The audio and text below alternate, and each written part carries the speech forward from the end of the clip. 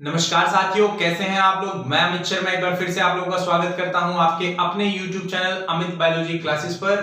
तो दोस्तों, आज हम लोग स्टार्ट करने जा रहे हैं रीट लेवल 2 के विज्ञान के एक बहुत इंपॉर्टेंट टॉपिक, पौधों के प्रकार एवं भाग, यानी कि types and parts of plant. ठीक है, आज की वीडियो में हम लोग पढ़ेंगे पौधों के प्रकार के बारे में। तो चलिए बिल्कुल भी देर ना करते हुए स्टार्ट करते हैं आज का टॉपिक, जो कि है पौधों के प्रकार, यानी टाइप्स ऑफ प्लांट। दोस्तों, पौधों के प्रकार के बारे में पढ़े भी, पौधे कितने प्रकार के होते हैं उससे पहले ये पढ़ते हैं कि पौधे वास्तव में होते क्या हैं, प्लांट्स जो है वो है क्या, किस तरह के जीव हैं। तो दोस्तों, जो पौधे हैं वो जीव जगत की एक ऐसी श्रेणी है, ठीक है, जीव जगत की एक ऐसी श्रेणी है जिसके अधिकांश सदस्य क्या होते हैं, स्वपोषी होते हैं। क्या होते हैं? स्वपोषी, यानी कि ऑटोट्रॉफिक होते हैं। ऑटोट्रॉफिक माने अपना भोजन स्वयं बनाते हैं। ठीक है, तो पौधे क्या है? जीव जगत की ऐसी श्रेणी जिसके अधिकांश सदस्य स्वपोषी या ऑटोट्रॉफिक होते हैं तथा प्रकाश संश्लेषण की प्रक्रिया के द्वारा, किसके द्वारा? प्रकाश संश्लेषण की प्रक्रिया के द्वारा, यानी फोटोसिंथेसिस के प्रोसेस के द्वारा अपना भोजन जो है वो स्वयं निर्मित करते हैं। तो दोस्तों, पौधे क्या हैं? पौधे जीव जगत की एक ऐसी श्रेणी है जिसके अधिकांश सदस्य स्वपोषी होंगे, यानी कि ऑटोट्रॉफिक, और प्रकाश संश्लेषण की प्रक्रिया के द्वारा, फोटोसिंथेसिस की प्रोसेस के द्वारा वो अपना भोजन का जो निर्माण है वो स्वयं करते हैं। दोस्तों, इसके बाद हम बात करते हैं जीव विज्ञान की वह शाखा, ठीक है, जीव विज्ञान की वह शाखा जिसमें हम पौधों का अध्ययन करते हैं। ठीक है भाई, जीव विज्ञान की वह शाखा जिसमें हम पौधों का अध्ययन करते हैं उसको हम बोलते हैं वनस्पति विज्ञान। क्या बोलते हैं दोस्तों? वनस्पति विज्ञान। पूछा जा सकता है आपको, ठीक है, और इंग्लिश में इसको हम नाम दे देते हैं बॉटनी। ठीक है, तो जीव विज्ञान की वह शाखा जिसमें हम पौधों का, पादपों का अध्ययन करते हैं उसको हम नाम देते हैं वनस्पति विज्ञान, यानी कि बॉटनी। अब आपसे अगला क्वेश्चन जो पूछा जा सकता है दोस्तों वो क्या है? वनस्पति विज्ञान के जनक कौन थे? ठीक है, तो वनस्पति विज्ञान के जनक कौन है, ये क्वेश्चन आपसे पूछा जा सकता है। तो वनस्पति विज्ञान के जो जनक हैं, ठीक है, वनस्पति विज्ञान के जो जनक हैं उनका नाम है थियोफ्रेस्टस। क्या नाम है दोस्तों?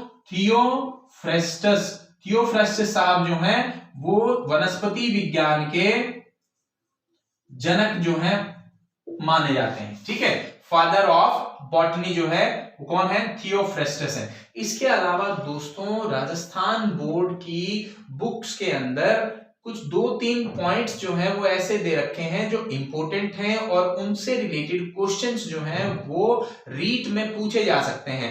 क्या पॉइंट्स हैं वो देखिए। सबसे छोटा पुष्पीय पौधा, सबसे छोटा पुष्पीय पौधा, सबसे छोटा पुष्पीय पौधा, पुष्पीय पौधा मतलब जिनके ऊपर पुष्प होते हैं, फूल होते हैं। ठीक है, तो सबसे छोटा पुष्पीय पौधा कौन सा है? तो नाम आप लिखेंगे वहां पर, क्या? वुल्फिया। क्या नाम लिखेंगे?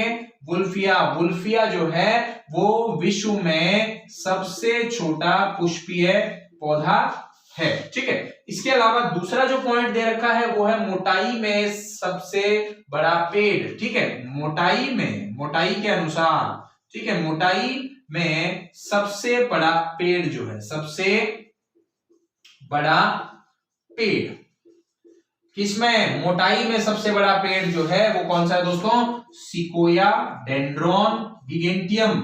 Sequoia dendron giganteum. ठीक है दोस्तों, सिकोया डेंड्रॉन गिगेंटियम, ये जो पेड़ है, ये जो पौधा है, ये दुनिया में मोटाई के अनुसार सबसे बड़ा पेड़ माना गया है। और इसका जो जीता जागता एक स्पेसिमेन जो है, जीता जागता पेड़ जो है, जो कि सर्वाधिक मोटाई जिसकी है उसको हम जानते हैं जनरल शेरमैन के नाम से। ठीक है, तो इस पूरी जाति के पेड़ों को जनरल शेरमैन नहीं बोला जाता। वो जो पेड़ है एक सिकोया डेंड्रोन गिगेंटियम का, उसे हम बोलते हैं German Sherman, general Sherman, sorry. ठीक है, क्या नाम देते हैं? General Sherman. ठीक है, ये कैलिफोर्निया में स्थित है। कहां स्थित है? कैलिफोर्निया में स्थित है। और सिकोया डेंड्रोन गिगेंटियम का एक ये सबसे मोटा पेड़ जो है वो है। इसके अलावा जो अगला पॉइंट है वो ये है कि जो सबसे ऊंचा पेड़ है, ठीक है, ऊंचाई में सबसे ज्यादा ऊंचा पेड़ जो है वो कौन सा है, यानी कि सर्वाधिक ऊंचाई का पेड़, सर्वाधिक ऊंचा पेड़।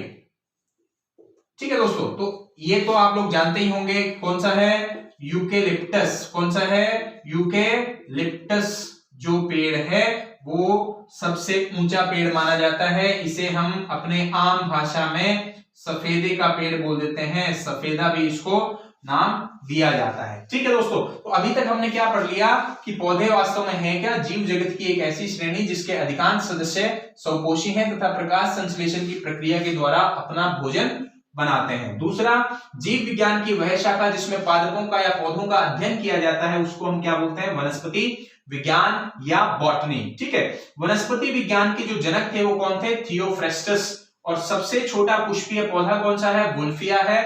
मोटाई में सबसे बड़ा पेड़ जो है वो सिकोया डेंड्रोन गिगेंटियम, ये पेड़ की जाति है। और इस जाति का सर्वाधिक मोटाई का जो पेड़ है उसको नाम दिया जाता है जनरल शेरमैन, जो कि कैलिफोर्निया में स्थित है। और उसके बाद है सर्वाधिक ऊंचा पेड़, सबसे ज्यादा ऊंचाई का जो पेड़ है वो कौन सा है? यूकेलिप्टस, जिसे हम अपनी आम भाषा में हमारे आसपास मिलते हैं ये पेड़ सफेदा बोलते हैं। ठीक है, यूकेलिप्टस के पेड़ जो है वो अपने आसपास देखने को मिलते हैं। हम किस नाम से जानते हैं इनको? सफेदा के जो पेड़ है उसके नाम से जानते हैं। ठीक है दोस्तों, इसके बाद हम लोग पढ़ेंगे पौधों के प्रकार। दोस्तों, पौधों को अलग अलग आधार पर अलग अलग वर्गों में विभाजित किया गया। ठीक है, अलग अलग आधार पर अलग अलग वर्गों में पौधों को विभाजित किया गया है। और इनमें से कुछ जो बातें हैं वो देखिए भाई, पौधे जो है वो आकार के आधार पर अलग वर्गों में विभाजित किए गए हैं। आकार का आधार हो गया है, आयु का आधार हो गया है, आवास का आधार हो गया है, आरोहण का आधार है, या पुष्पन का आधार है। तो एक एक करके अब हम इन सभी को पढ़ेंगे। और सबसे पहले पढ़ते हैं आकार के आधार पर पौधों का वर्गीकरण। ठीक है, तो हम किसके बेसिस पर पढ़ रहे हैं, किसके आधार पर पढ़ रहे हैं? आकार के आधार पर। ठीक है, आकार के आधार पर। आकार के आधार पर जो पौधे हैं वो तीन तरह के बताए जाते हैं। कौन कौन से? शाक, जिसको हम बोल देते हैं हर्ब्स। ठीक है, झाड़ी, ठीक है, झाड़ी यानी कि श्रब्स, और पेड़ यानी कि ट्रीज। ठीक है दोस्तों, भाई आकार के आधार पर जो पौधे हैं वो तीन तरह के बताए जाते हैं, शाक, झाड़ी या पेड़। इसी तरह इंग्लिश में हम बोलते हैं हर्ब्स, श्रब्स या ट्रीज। अब इनको एक एक करके पढ़ेंगे। सबसे पहले क्या है? शाक यानी कि हर्ब्स। ठीक है दोस्तों, जो शाक है, शाक पौधे कौन से होते हैं? जिनमें तना जो है, तना कोमल वह हरा होता है। ठीक है, तना कैसा होगा? कोमल होगा और हरे रंग का होगा। इन्हें आसान, चूंकि ये कोमल है तो इन्हें आसानी से ठीक है, आसानी से मोड़ा जा सकता है। क्या किया जा सकता है? ये बड़े कोमल तने के होते हैं इसलिए इनको आसानी से मोड़ा जा सकता है। ठीक है, इसके अलावा इनमें लकड़ी या कास्ट, ठीक है, लकड़ी या कास्ट नहीं होता। और जब हम बात करेंगे आकार की तो ये छोटे आकार के पौधे हैं। ठीक है, ये क्या है? छोटे आकार के पौधे। किस तरह के पौधे हैं? छोटे आकार के पौधे हैं जिनकी ऊंचाई जो है वो 1 मीटर से, ऊंचाई कितनी है? ऊंचाई है 1 मीटर से कम, 1 मीटर से कम। ठीक है दोस्तों, तो शाख क्या है? शाख हैं ऐसे पौधे जिनका तना कोमल व हरा होता है और इन्हें आसानी से मोड़ा जा सकता है और लकड़ी और काष्ठ इनके अंदर देखने को नहीं मिलता, नहीं प्रेजेंट होता। ये पौधे छोटे आकार के पौधे होते हैं तथा इनमें ऊंचाई जो वो 1 मीटर से कम होती है। उदाहरण की अगर आप बात करेंगे तो उदाहरण जो है इसमें, देखिए उदाहरण जो है इसमें तुलसी है। अब दोस्तों मैं तुलसी यहां लिख रहा हूं क्योंकि राजस्थान बोर्ड की बुक के अंदर तुलसी जो है वो शाख में उदाहरण दिया गया है। तुलसी का उदाहरण किसमें दिया गया है? शाख में। पर वास्तव में जो तुलसी है वो झाड़ी के अंदर आती है। ठीक है, तुलसी जो है वो किस तरह का पौधा है? झाड़ी के अंदर, शुक जो है वो है या शर्ब जो है उसमें आती है। परंतु क्योंकि राजस्थान बोर्ड की बुक में दिया गया है ये उदाहरण किसके अंदर? शाख के अंदर, तो आपसे अगर क्वेश्चन पूछ लिया जाता है कि निम्नलिखित में से कौन सा पौधा शाख है और वहां तुलसी का नाम दिया गया है, तो आप तुलसी पर टिक करेंगे। ठीक है, तुलसी के अलावा हल्दी है। ठीक है, इसके अलावा मिर्च, टमाटर, बहुत से पौधे हैं। मिर्च है, टमाटर है, गेहूं है, चावल है। ठीक है, गेहूं, चावल, ये सब जो पौधे हैं ये क्या है? शाख हैं। एक बार फिर से रिपीट करेंगे, शाख के जो विशेषताएं क्या है?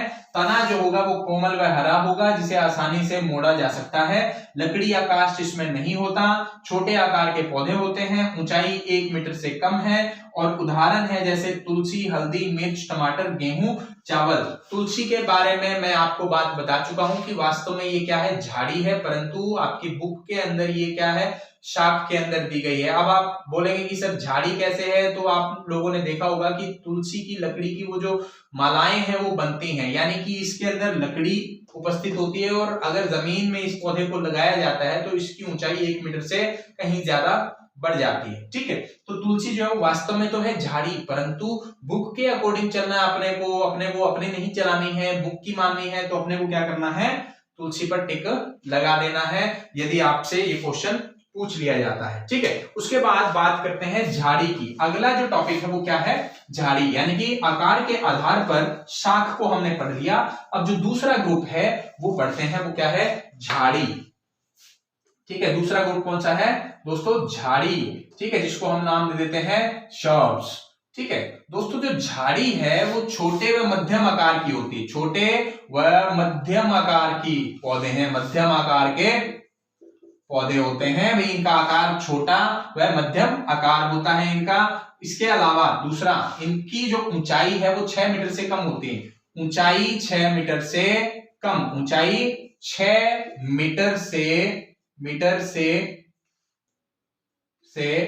कम होगी। ऊंचाई जो है इनकी क्या होगी? 6 मीटर से कम ऊंचाई के पौधे होते हैं ये। और इनके अंदर ये चीज ध्यान रखनी है आपने, जो तना होता है वो भूरा, जो तना होगा वो क्या होगा? भूरा, कठोर व काष्ठीय होगा। भूरा, कठोर व काष्ठीय होगा। क्या होगा? काष्ठीय। ये दोबारा से लिखता हूं मैं, काष्ठीय होगा। ठीक है, भूरा, कठोर व काष्ठीय तना जो है इनमें देखने को मिलता है। साथ ही साथ इनमें शाखाएं जो है, झाड़ी जो होगी, झाड़ी में शाखाएं जो है मुख्य तने के निचले भाग से शाखाएं निकलती हैं। मुख्य तने के निचले भाग में शाखाएं होंगी। निचले भाग में क्या होंगी? शाखाएं। ठीक है, शाखाएं होंगी निचले भाग में। ठीक है दोस्तों, तो ये झाड़ी के कुछ विशेषताएं हैं। ये छोटे व मध्यम आकार के होंगे, ऊंचाई 6 मीटर से कम होगी, तना भूरा, कठोर व काष्ठीय होगा तथा मुख्य तने के निचले भाग में शाखाएं उत्पन्न होती हैं। उदाहरण की अगर मैं बात करूं तो उदाहरण में मेहंदी है। ठीक है, मेहंदी का जो पौधा होता है वास्तव में झाड़ी है। गुलाब जो हम घरों में लगाते हैं वो भी वास्तव में क्या है? झाड़ी है, कंटीली झाड़ी है। इसी तरह से बेर है या कैर है। ठीक है, बेर, बोर्डी, बेर बहुत खाते हैं अपने यहाँ तो बहुत होते हैं भाई। और केर जो है, ठीक है, जिनका अचार डलता है। ठीक है, तो ये जो है ये कौन से पौधे हैं? मेहंदी, गुलाब, बेर, कैर जो है वो क्या है? वास्तव में झाड़ी है। ठीक है, तो इसके बाद दोस्तों अगला जो वर्ग है आकार के आधार पर। हमने दो वर्ग पढ़ लिए, हमने शाख के बारे में पढ़ लिया, हमने झाड़ी के बारे में पढ़ लिया। अब हम पढ़ेंगे कौन सा, तीसरा वर्ग आकार के आधार पर, जो कि है पेड़। कौन सा है दोस्तों, पेड़, यानी कि ट्री। ठीक है, ट्रीज। तो ये क्या है, ये बड़े आकार के पौधे होते हैं। क्या होते हैं ये, बड़े आकार के पौधे होते हैं, बड़े आकार के पौधे। और इनकी जो ऊंचाई है वो 6 मीटर से अधिक होती है। 6 मीटर से अधिक ऊंचाई, 6 मीटर से अधिक ऊंचाई। ठीक है, इनमें ऊंचाई कितनी हो तो दोस्तों, इनमें ऊंचाई होती है 6 मीटर से अधिक। और जो तना होता है, तना जो है वो भूरा होगा, ठीक है, कठोर होगा और छाल युक्त होता है। क्या होता है, छाल युक्त, यानी कि इसके तने पर जो है बाहर की तरफ छाल देखने को मिलती है। ठीक है, तो तना जो है वो भूरा, कठोर व छाल युक्त होगा। इनमें लकड़ी या काष्ठ जो है वो, लकड़ी या काष्ठ जो है वो पाया जाता है, लकड़ी व काष्ठ उपस्थित होता है। क्या होता है, लकड़ी या काष्ठ जो है वो उपस्थित होता है। इसके अलावा ये जो पेड़ है दोस्तों, पेड़ जो है, पेड़ के मुख्य तने के ऊपर वाला जो भाग है, ठीक है, ऊपर वाला जो भाग है उसमें शाखाएं निकलती हैं। ठीक है, मुख्य तने के, पेड़ में कहां शाखाएं निकलती हैं, मुख्य तने के ऊपर वाले हिस्से में, मुख्य तने के ऊपरी भाग में। किसमें, ऊपरी भाग में शाखाएं होती हैं, भाग में शाखाएं देखने को मिलती हैं।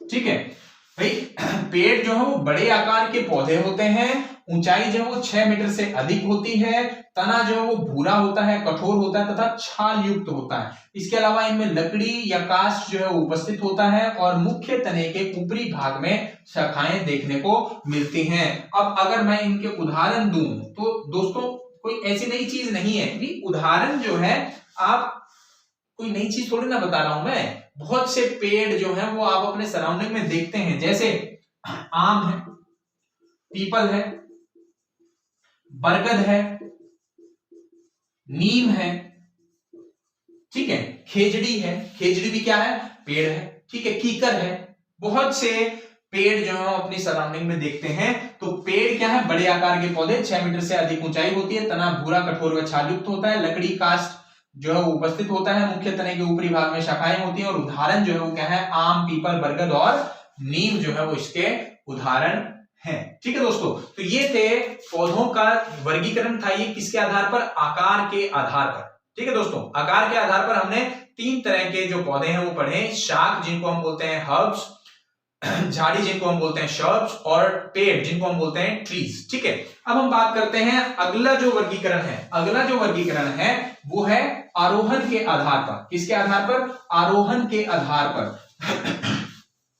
आरोहण के आधार पर, किसके आधार पर है दोस्तों, आरोहण के आधार पर, आरोहण के आधार पर। आरोहण के आधार पर यदि हम पौधों की बात करें तो आरोहण के आधार पर जो पौधे हैं उन्हें हम बोलते हैं लताएं। क्या बोलते हैं, लताएं। ठीक है, लताएं किस तरह के पौधे होते हैं, लताएं जो हैं कमजोर तने के पौधे होते हैं, कमजोर तने के पौधे। ठीक है, ऐसे पौधे जिनका जो तना है वो क्या है, कमजोर है, वो बाकी पौधों की तरह सीधे ऊपर की तरफ ग्रो नहीं कर सकते हैं, सीधे ऊपर की तरफ नहीं बढ़ते हैं। ठीक है, तो लताएं क्या होती हैं, कमजोर तने के पौधे होते हैं जो सीधे ऊपर की तरफ नहीं बढ़ते हैं। आरोहण के आधार पर जो लताएं हैं वो 2 तरह की हैं। आरोहण के आधार पर लताएं जो है वो किस तरह की हैं, 2 तरह की हैं। एक आरोही लता, ठीक है, आरोही लता, तथा दूसरा विसर्पी लता, विसर्पी लता। तो ये 2 तरह की जो लताएं हैं ये अपने को देखने को मिलती हैं आरोहण के आधार पर, एक आरोही लता और दूसरा विसर्पी लता। ठीक है, आरोही लता को हम हिंदी में, इंग्लिश में बोल देते हैं क्लाइंबर्स। क्या बोल देते हैं, क्लाइंबर्स। और विसर्पी लता को हम इंग्लिश में बोलते हैं क्रीपर्स। ठीक है, क्या बोलते हैं दोस्तों, क्रीपर्स।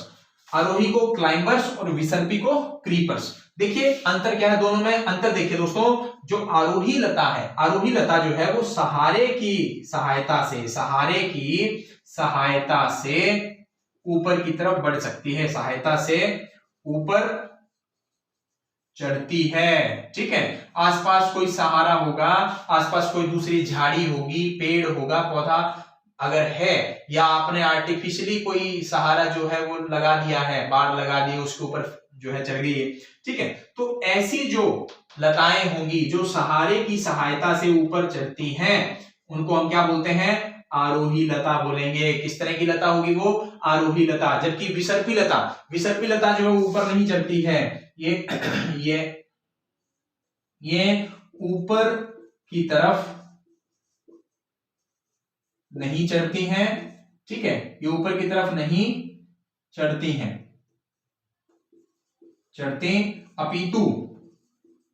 अपितु जमीन पर फैलती हैं। कहां फैलती हैं? जमीन पर फैलती हैं।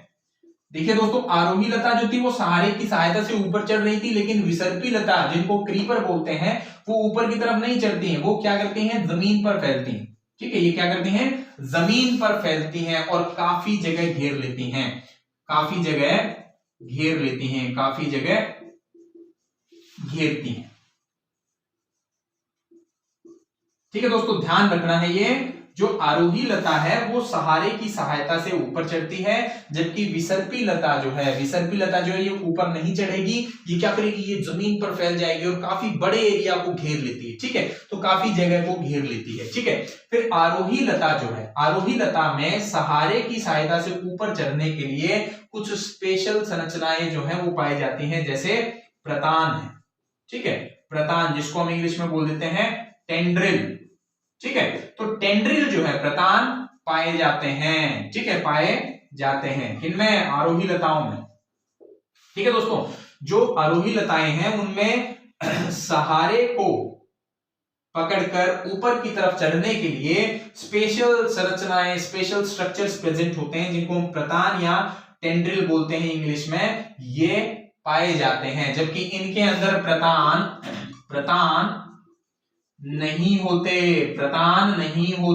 इनके अंदर प्रतान नहीं पाए जाते हैं। किनमें? विसर्पी लता में प्रतान नहीं पाए जाते हैं। दोस्तों, वास्तव में ये जो प्रतान है ये क्या है? वास्तव में जो प्रतान या टेंड्रिल है ये या तो पर्णवृत्त का, या किसी पत्ती का, या तने का परिवर्तित रूप होता है। ठीक है, प्रतान क्या है? या तो ये पर्णवृत्त का या फिर पत्ती का या तने का परिवर्तित रूप। तने का क्या है? परिवर्तित रूप है ये। ठीक है, तो दोस्तों प्रतान जो है वो किस में पाए जाएंगे? आरोही लता यानी कि क्लाइंबर में पाए जाएंगे। और प्रतान को हम इंग्लिश में क्या बोल देते हैं? टेंड्रिल बोल देते हैं। प्रतान है क्या वास्तव में? पर्णवृत्त या पत्ती या तने का परिवर्तित रूप जो है वो प्रतान बोला जाता है। और ये सिर्फ किन में पाया जाता है? आरोही लता में पाया जाता है, विसर्पी के अंदर नहीं पाया जाता। ठीक है दोस्तों, उसके बाद अगर हम उदाहरण देना चाहें तो आरोही लता जो है, आरोही लता के उदाहरण में अब बहुत सारी बेल जो पौधे हैं, जैसे तुरई है या ककड़ी है। ठीक है, तुरई है, ककड़ी है, करेला है। ठीक है, या मनी प्लांट है। मनी प्लांट भी जैसे आप लोग घर में लगाते होंगे, तो वो भी जैसे वो खंबा सा बीच में आप लगा देते हैं, उस पर वो जाली सी बनी होती है। ठीक है, तो वो जो मनी प्लांट है उस खंबे की सहायता से ऊपर की तरफ चढ़ जाता है। मनी प्लांट भी जो है वो क्या है? एक आरोही लता है। ठीक है, इसी तरह विसर्पी लता का अगर हम उदाहरण लें तो जैसे तरबूज है, या कद्दू है, या खरबूजा है। ठीक है भाई, आरोही लता के उदाहरण जो है वो क्या है? तुरई, ककड़ी, करेला, मनी प्लांट। जबकि विसर्पी लता के उदाहरण जो है जमीन पर फैलने वाली जो लताएं हैं वो कौन सी हैं? जैसे तरबूज है, या कद्दू है, या खरबूजा है। ठीक है दोस्तों, तो ये है आरोही और विसर्पी लताएं, जो कि वर्गीकृत की गई हैं किसके आधार पर? आरोहण के आधार पर। आरोहण के आधार पर लताएं जो है वो दो तरह की बताई जाती हैं, एक आरोही लता और एक विसर्पी लता। आरोही लता जो है वो सहारे की सहायता से ऊपर की तरफ चढ़ सकती है। इसमें प्रतान यानी कि टेंड्रिल्स पाए जाते हैं। ये जो प्रतान है ये पर्णवृत्त या पत्ती या तने का परिवर्तित रूप होते हैं। जबकि विसर्पी लता में ये ऊपर की तरफ नहीं चढ़ती हैं, अपितु जमीन पर फैलती हैं, काफी जगह को घेर लेती हैं, पूरी जमीन के ऊपर फैल जाएंगी, जगह को घेरेंगी और इनके अंदर चूंकि इन्हें ऊपर तो चढ़ना नहीं है तो इनके अंदर प्रतान नहीं पाए जाते हैं। उदाहरण जो है वो आरोही लता का तो है तुरई, ककड़ी, करेला या मनी प्लांट या घिया, ठीक है। और विसर्पी लता का जो है वो है तरबूज, कद्दू व खरबूजा। क्या है? तरबूज, कद्दू व खरबूजा, ठीक है दोस्तों। इसके बाद अगला जो पॉइंट है, ठीक है, ये दो तरह की हमने लताएं पढ़ ली हैं, दो तरह के पौधे हमने पढ़े आरोहण के आधार पर। अब हम बात करेंगे आयु के आधार पर। आयु के आधार पर पौधे कितनी तरह के होते हैं? आयु के आधार पर पौधे जो हैं वो कितनी तरह के होते हैं दोस्तों? ध्यान रखना आपने, आयु के या जीवन काल, आयु या जीवन काल, ठीक है, आयु या जीवन काल के आधार पर, आयु या जीवन काल के आधार पर जो पौधे हैं वो तीन तरह के बताए जाते हैं दोस्तों। एक वर्षीय, ठीक है, एक वर्षीय, ठीक है, फिर द्विवर्षीय और फिर बहुवर्षीय, ठीक है दोस्तों। तो एक वर्षीय, द्विवर्षीय तथा बहुवर्षीय, एक वर्षीय पौधे, द्विवर्षीय पौधे तथा बहुवर्षीय पौधे। देखिए दोस्तों, एक वर्षीय पौधे जिसको हम बोलते हैं इंग्लिश में एनुअल, क्या बोलते हैं? Annual plants. एक वर्षीय पौधे या एनुअल प्लांट्स जो है वो अपना जीवन काल एक ऋतु या एक साल, ठीक है, इनका जीवन काल कितना है?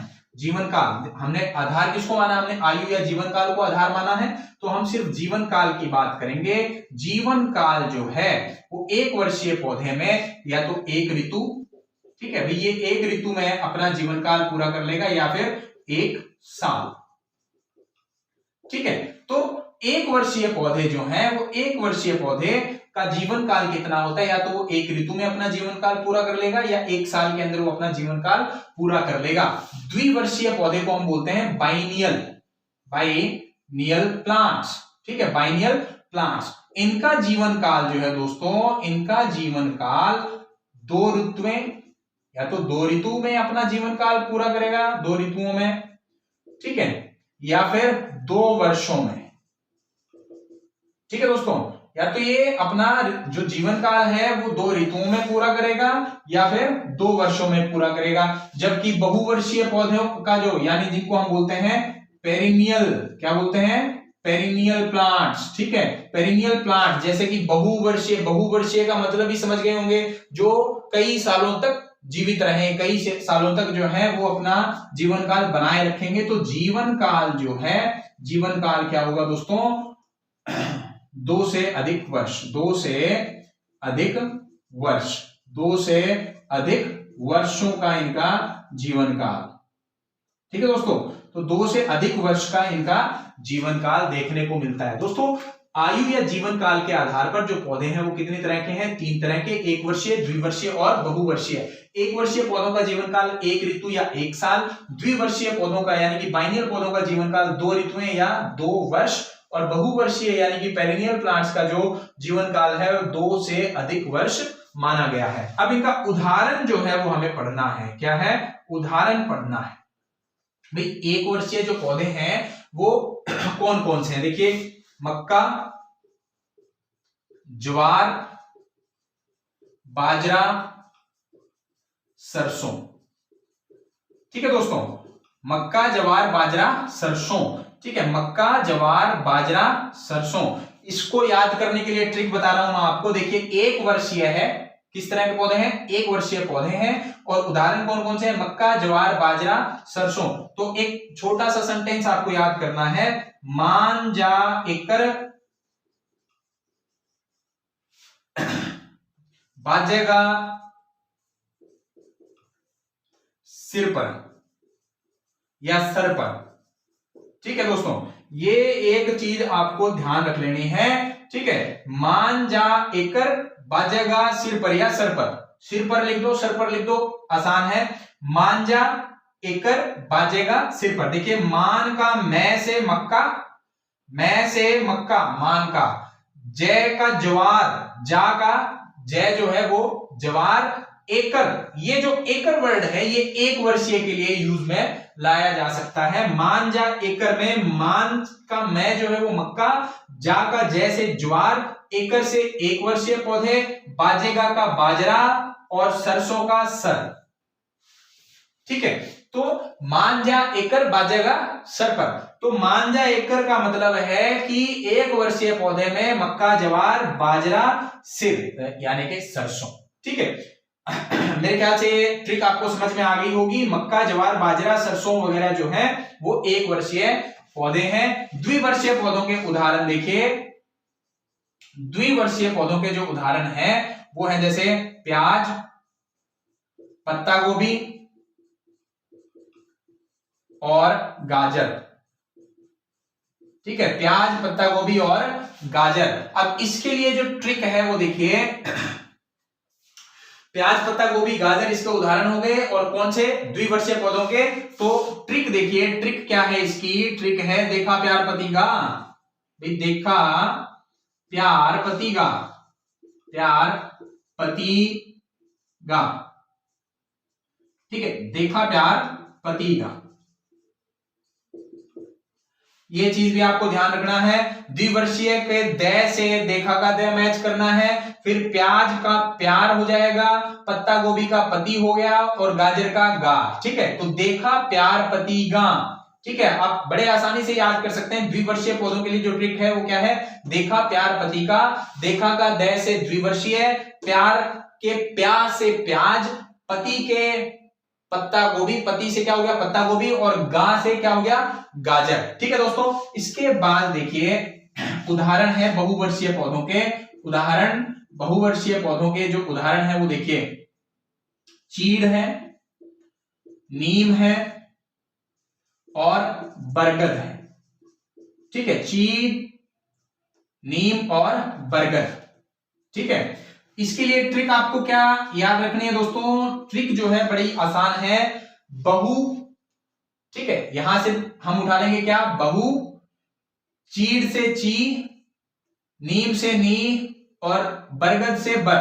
तो यहां पर आ गया बहु चीनी भर, चीनी भर या बर लिख सकते हैं आप। ठीक है, तो बहु चीनी भर, बहु का बहुवर्षीय, ची का चीड़, नी का नीम और भर थोड़ा सा मॉडिफिकेशन करना आपको, वहां बरगद है, मैंने यहां लिखा है भर, तो भर से बरगद।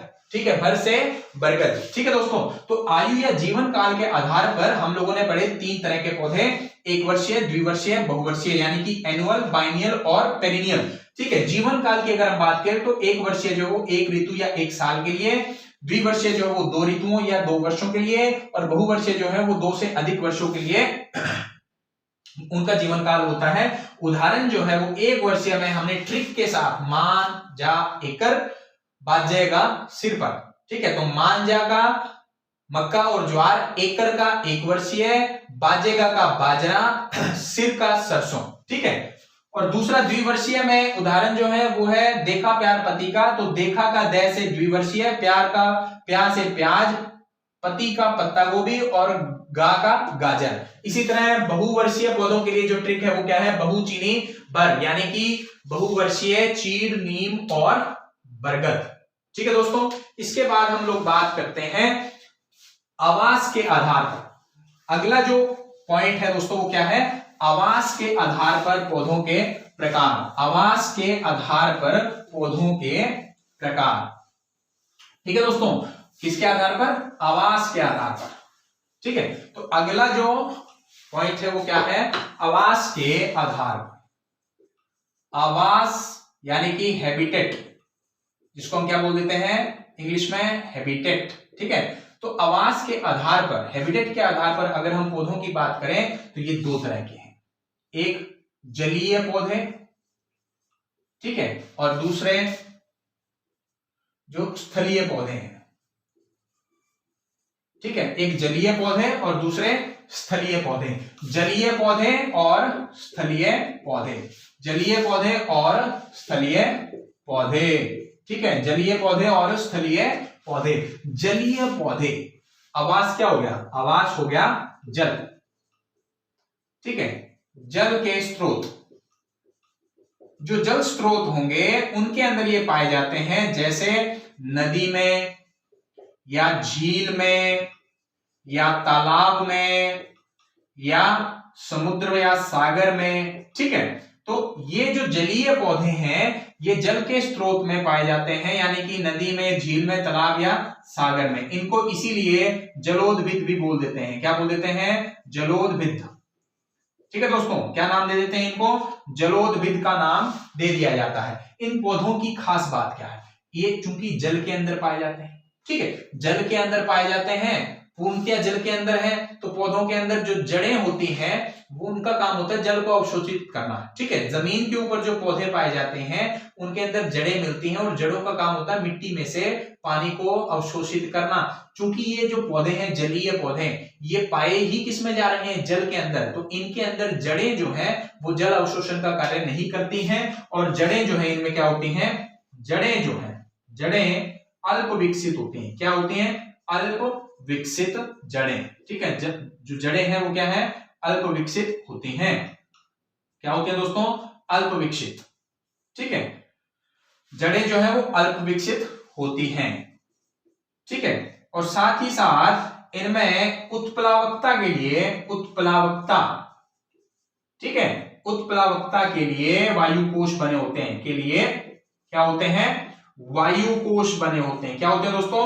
वायु कोश बने होते हैं, ठीक है। उत्प्लावकता मतलब बुयंसी। उत्प्लावकता का मतलब क्या है? बुयंसी, यानी कि पानी के ऊपर तैरने में ये मदद करेंगे। और वायु कोश का मतलब एयर चैम्बर्स, ठीक है। तो इंग्लिश वाले जो मेरे सहपाठी हैं, और सॉरी जो मेरे मित्रगण हैं, ठीक है, वो ध्यान रखें उत्प्लावकता क्या है? बुयंसी है। और वायु कोश का मतलब एयर चैम्बर, यानी कि जो एक्वेटिक प्लांट हैं, जलीय पौधे जो हैं, उनके अंदर बुयंसी प्रोवाइड करने के लिए एयर चैम्बर्स जो है वो प्रेजेंट होते हैं। और इनमें जो रूट्स हैं, रूट्स क्या है? अल्प विकसित हैं। जो जड़ें हैं वो अल्प विकसित होती हैं, ठीक है दोस्तों। और साथ ही साथ अब देखिए जलीय पौधे जो है, जलीय पौधे जो हैं इनकी जो पत्तियां होती हैं, इनकी जो पत्तियां होंगी, देखिए जलीय पौधों की पत्तियां जो होंगी, एक बार मैं स्थलीय पौधों को यहां से मिटा देता हूं ताकि हम सारे पॉइंट इनके लिख सकें, डिस्कस कर सकें। हमने अब तक क्या पढ़ लिया? हमने पढ़ लिया जलीय पौधे जो है उनका आवास है जल के स्रोत, जैसे नदी, झील, तालाब या सागर। इन्हें जलोदभिद के नाम से भी, यानी कि हाइड्रोफाइट्स के, जलोदभिद का मतलब हाइड्रोफाइट्स के नाम से जाना जाता है, ठीक है। और जड़ें जो हैं, जलीय पौधों के अंदर जो जड़ें होती हैं वो अल्प विकसित होती हैं।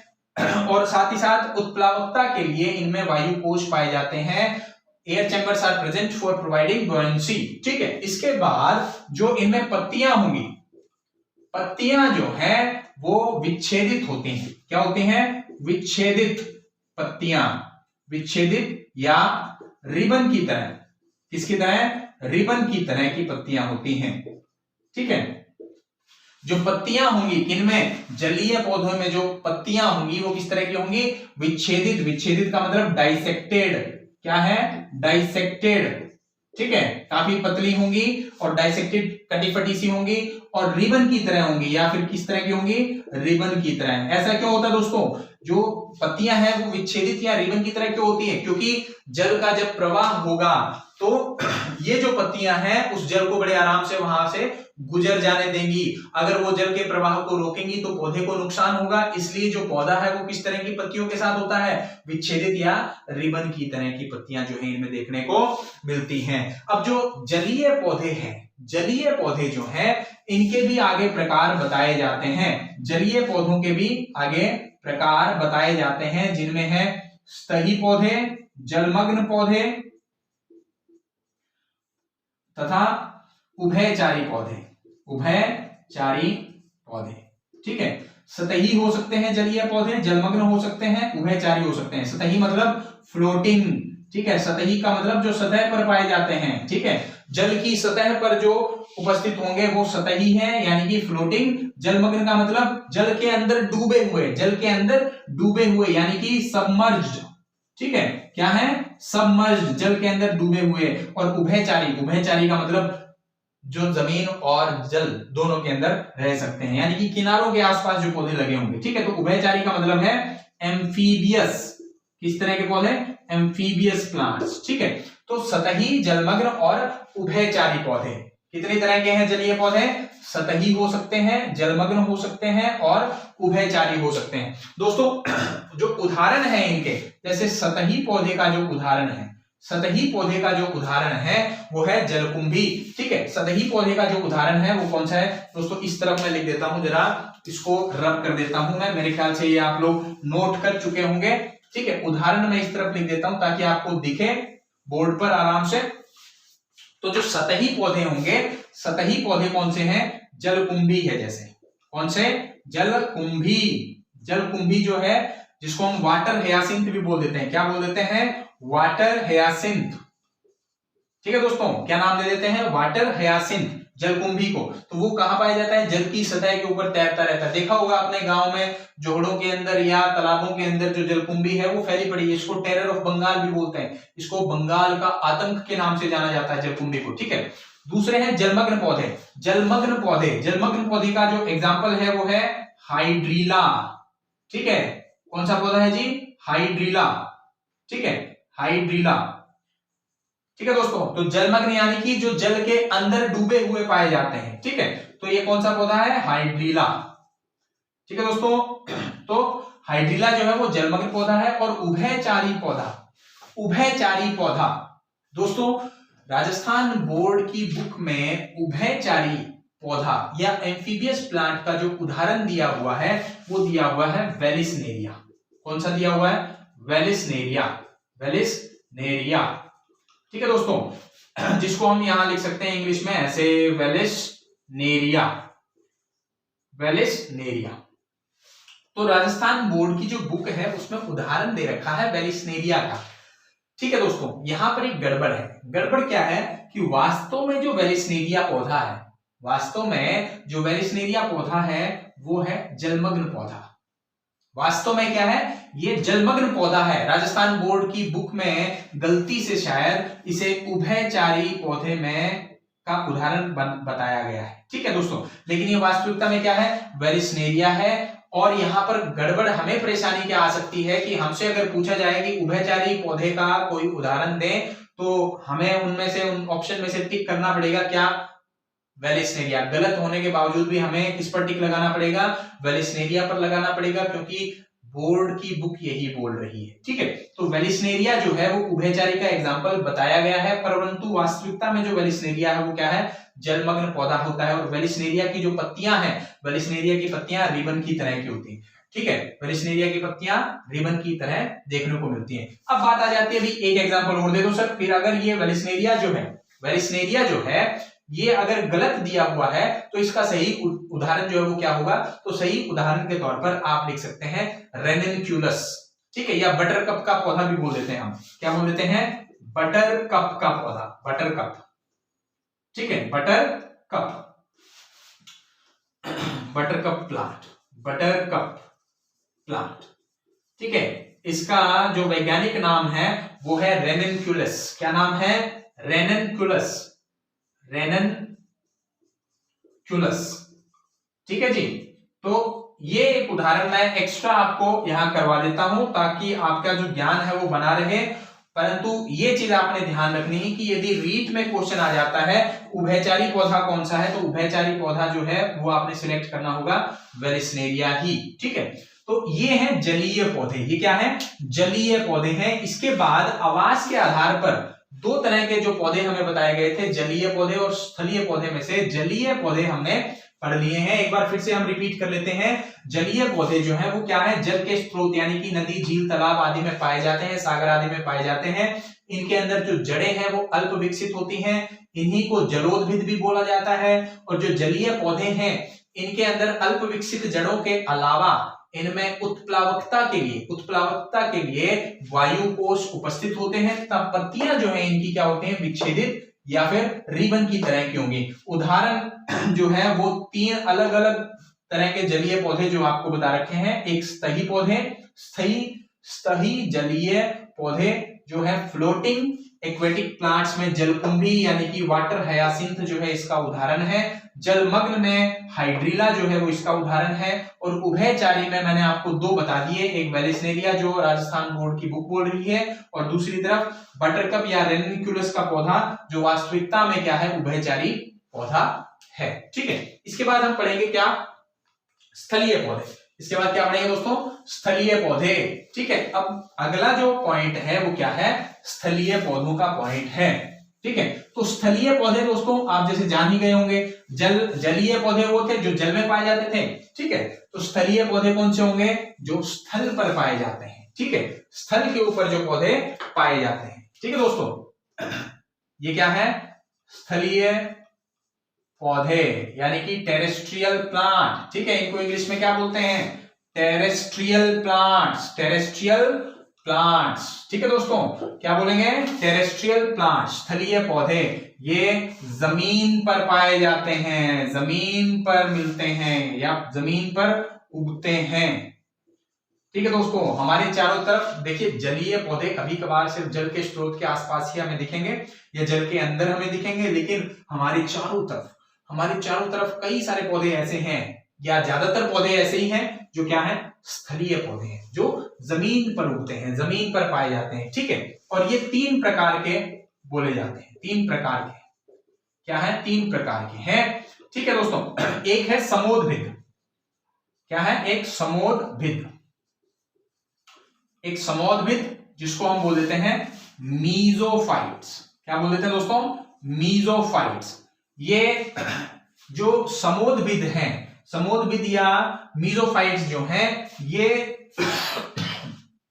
ये जो पौधे हैं ये आर्द्र जलवायु के अंदर, ठीक है, आर्द्र जलवायु के अंदर ये पाए जाते हैं। इसमें आर्द्र जलवायु के अंदर ये पौधे देखने को मिलते हैं, जहां पर ना तो पानी की कमी है ना ही पानी की अधिकता, ना तो तापमान कम है ना ही तापमान ज्यादा है। तो आर्द्र जलवायु जहां पर नमी हो हवा में, ठीक है, ये वहां पाए जाते हैं मीजोफाइट्स। ठीक है दोस्तों, तो समोद्भिद जो है वो क्या है, आर्द्र जलवायु में पाए जाने वाले पौधे हैं, और ना तो ये पानी की कमी को झेल सकते हैं ना ये पानी की अधिकता को झेल सकते हैं, यानी कि मध्यम स्थिति के पौधे हैं ये। ठीक है, जैसे उदाहरण है नीम और बांस। उदाहरण क्या हो गए दोस्तों, नीम और बांस जो है वो समोद्भिद आर्द्र जलवायु के पौधे हैं, मीजोफाइट भी बोला जाता है। नीम और बांस इसके क्या है, उदाहरण है। ठीक है, उदाहरण क्या हो गए, नीम और बांस। उसके बाद दोस्तों मरुद्भिद। ठीक है, उसके बाद कौन से पौधे हैं, मरुद्भिद। मरुद्भिद का मतलब, मरुद्भिद का जो पौधा है वो कौन से हैं, मरुस्थलीय पौधे, यानी कि जिनको हम बोलते हैं जीरोफाइट्स। क्या नाम दे देते हैं, जीरोफाइट्स। ठीक है, तो मरुद्भिद यानी कि जीरोफाइट्स ये मरुस्थल में पाए जाते हैं, मरुस्थल के पौधे। ठीक है, मरुस्थलीय। ठीक है दोस्तों, क्या है ये, मरुस्थलीय पौधे। यानी कि अब मरुस्थल की स्थिति कैसी होती है, मरुस्थल यानी कि रेगिस्तान की स्थिति क्या होती है, पानी कम होता है, तापमान ज्यादा होता है। तो मरुद्भिद या जीरोफाइट जो है वो मरुस्थलीय पौधे हैं, मरुस्थल के अंदर यानी कि ऐसी जगहों पर पाए जाते हैं जहां पानी तो कम है और तापमान ज्यादा है। ठीक है, तो ऐसे पौधों को हम क्या बोलेंगे, मरुद्भिद या जीरोफाइट्स बोलेंगे। उदाहरण अगर मैं दूं इसके, उदाहरण जो है वो देखिए, उदाहरण के लिए जैसे डंडाथोर है। क्या है, डंडाथोर अपने आप बहुतायत में पाया जाता है, डंडाथोर, या खेजड़ी है। ठीक है, या नागफनी है। क्या, नागफनी। ठीक है दोस्तों, तो मरुस्थलीय पौधे या मरुद्भिद जो है वो क्या है, उदाहरण डंडाथोर या खेजड़ी या नागफनी। तो डंडाथोर को हम बोल देते हैं यूफोर्बिया रॉयलिना। वैज्ञानिक नाम जो है डंडाथोर का वो क्या है, यूफोर्बिया रॉयलिना। यूफोर्बिया रॉयलिना, ये किसका नाम है, ये है डंडाथोर। किसका नाम है दोस्तों, डंडाथोर का नाम है ये। ठीक है, तो जो इंग्लिश सब, जो अपना मीडियम जिनका रीड का इंग्लिश होगा वो ध्यान रखें इस चीज को कि जो डंडाथोर है उसको हम इंग्लिश में क्या बोलते हैं, यूफोर्बिया रॉयलिना। ठीक है, खेजड़ी और नागफनी इसके अलावा ये जो एग्जाम्पल है। ठीक है, किसके हैं ये एग्जाम्पल? मरुद्भिद के एग्जाम्पल हैं, ठीक है, मरुस्थलीय पौधों के एग्जाम्पल हैं। इसके अलावा जो तीसरा प्रकार इनका देखने को मिलता है, जो तीसरा प्रकार इनका देखने को मिलता है, देखिए वो कौन सा है? तीसरे प्रकार के जो स्थलीय पौधे हैं, तीसरे प्रकार के स्थलीय पौधे हैं शीतोद्भिद। शीतोद्भिद कौन से पौधे? शीतोद्भिद, यानी कि ठंडी जलवायु में, कहा? ठंडी जलवायु में, ठंडी जलवायु में पाए जाने वाले जो पौधे होंगे वो कौन से हैं? शीतोद्भिद, जिनको साइक्रोफाइट्स, क्या नाम दे देते हैं? साइक्रोफाइट्स, ठीक है दोस्तों। शीतोद्भिद या साइक्रोफाइट्स जो ठंडी जलवायु में, जहां तापमान जो है वो काफी कम है, ठीक है। उदाहरण के लिए जैसे सोल्डेनेला है, सोल्डेनेला, और सोल्डेनेला के अलावा लाइकेन है, ठीक है। सोल्डेनेला के अलावा लाइकेन जो है वो इस तरह के पौधे हैं। किस तरह के पौधे हैं? जो ठंडी जलवायु में पाए जाते हैं। शीतोद्भिद, शीतोद्भिद यानी कि साइक्रोफाइट्स, ठंडी जलवायु में मिलने वाले पौधे। उदाहरण हो गया साल्डेनेला और लाइकेन, साल्डेनेला और लाइकेन। अब दोस्तों देखिए, कई बार क्या होता है, वही बात, ट्रिक वाली बात आ गई, ठीक है भाई। समोद्भिद जो है, समोद्भिद का तो आप बड़े आसानी से याद रख सकते हैं, क्या? समोद्भिद जो है वो नीम और बांस है, ठीक है। समोद्भिद क्या है? नीम और बांस, ठीक है। शीतोद्भिद का जो ट्रिक है, ठीक है, ट्रिक जो होगा इसका वो क्या है? सीसा, सीसा लाई। भाई आप बोलते हो ना भाई सीसो लाई, ठीक है भाई, सीसा लाई। सी का मतलब शीतोद्भिद, सा का मतलब साल्डेनेला, और लाई का मतलब लाइकेन, ठीक है। तो सीसा लाई, सी का शीतोद्भिद, सा का साल्डेनेला और लाई का लाइकेन। इसी तरह से मरुद्भिद का जो एग्जांपल है वो आप लिख सकते हैं, सॉरी ट्रिक जो है इसकी, वो ट्रिक जो है वो आप लिख सकते हैं डंडा खा मरु कोना, ठीक है। डंडा खा मरुना, ठीक है। डंडा खा मरुना, डंडा से डंडा तोड़, खा से खेजड़ी, मरु से मरुद्भिद या मरुस्थलीय पौधे, और ना से नागफनी। तो ट्रिक जो है मरुद्भिद के पौधों के लिए, मरुद्भिद के उदाहरण याद रखने की जो ट्रिक है वो क्या है? डंडा खा मरुना, डंडा खा मरुना, डंडा से डंडा तोड़, खा से खेजड़ी, मरु से मरुस्थलीय, और ना से नागफनी। इसी तरह शीतोद्भिद का जो ट्रिक है वो क्या है? सीसा लाई। सीसा में सी जो है वो शीतोद्भिद के लिए, सा जो है वो सोल्डेनेला के लिए, और लाई जो है वो क्या है? लाइकेन के लिए, ठीक है दोस्तों। तो आवाज के आधार पर हम लोगों ने पौधे पढ़े, जलीय पौधे और स्थलीय पौधे। स्थलीय पौधे जो है वो जमीन पर पाए जाते हैं, और ये तीन तरह के, तीन प्रकार के बताए गए हैं, एक शीतोद्भिद, एक समोद्भिद और एक मरुद्भिद। शीतोद्भिद ठंडी जलवायु में पाए जाते हैं, समोद्भिद आर्द्र जलवायु में पाए जाते हैं, और मरुद्भिद शुष्क जलवायु में, जहां पानी की कमी हो वहां पाए जाते हैं। शीतोद्भिद के उदाहरण साल्डेनेला, लाइकेन, ट्रिक हो गई सीसा लाई, ठीक है। समोद्भिद के उदाहरण नीम और बांस, ये बड़े आराम से याद हो जाएंगे, इसके लिए कोई ट्रिक की जरूरत नहीं है आपको। और साथ है उसके बाद फिर लास्ट मरुद्भिद, मरुस्थलीय पौधे जो शुष्क आवासों पर पाए जाते हैं।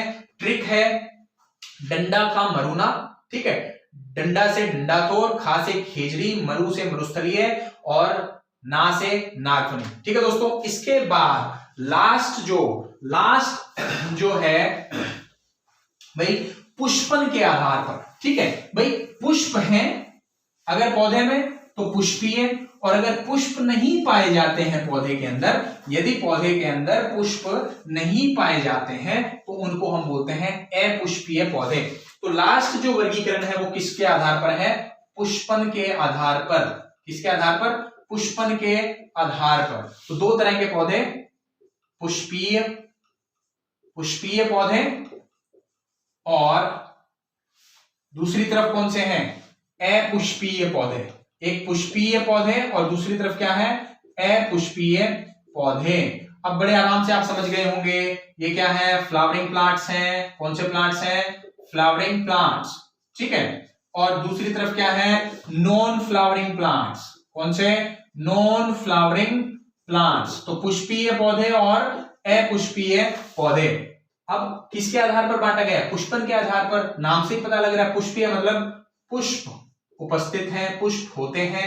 पुष्प मतलब फूल होते हैं, और यहां फूल नहीं होते, यानी कि पुष्प नहीं होते। बस यही उदाहरण है, यही इनका मतलब है, पुष्प नहीं होते। ठीक है दोस्तों, तो पुष्पीय पौधों के जो उदाहरण हैं, उदाहरण देखिए, पुष्पीय पौधों के उदाहरण हैं, जैसे ट्रिक बताता हूं आपको। पुष्पा का काम गुड़ गुलगुला आम। ठीक है, पुष्पा का काम गुड़ गुलगुला आम। मेरे साथ बोलेंगे, पुष्पा का काम गुड़ गुलगुला आम। पुष्पा का काम गुड़ गुलगुला आम। अब पुष्पा का पुष्पीय पौधे हैं, ठीक है, का काम का हमें कुछ नहीं लेना देना। पुष्पा का क्या है, पुष्पीय पौधे, ये तो राइमिंग के लिए मैंने का काम का लगा दिया।